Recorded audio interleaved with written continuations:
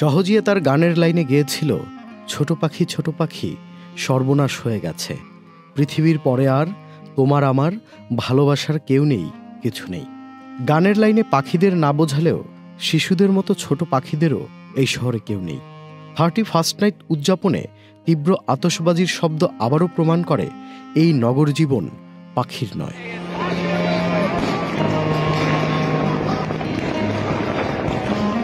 আতশবাজির শব্দে মূর্ছা যায় পাখিরা, দিক বিদিক শূন্য ছোটাছুটি করে। শুধুই কি এই তীব্র আতশবাজির শব্দ পাখিদের ভয়ের কারণ? একদমই নয়। পাখিদের মতো ছোট শিশুরাও হয় আতঙ্কগ্রস্ত।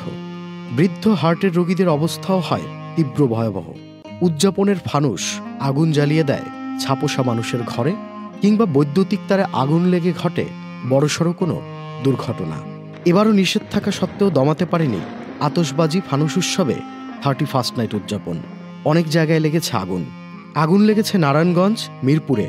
তবে কি উৎসব উদযাপনে মানবিকতার কানে তুলে দেই আমরা? বাঙালির উৎসব কি কেবলই অনুভব হয় নিষিদ্ধ উদযাপনে? এমন সব উপলব্ধিতে তারকাসহ সাধারণ সচেতন মানুষজন ক্ষোভ ঝেড়েছে সোশ্যাল মিডিয়াতে। তানফরিদ লিমন, চ্যানেল আই।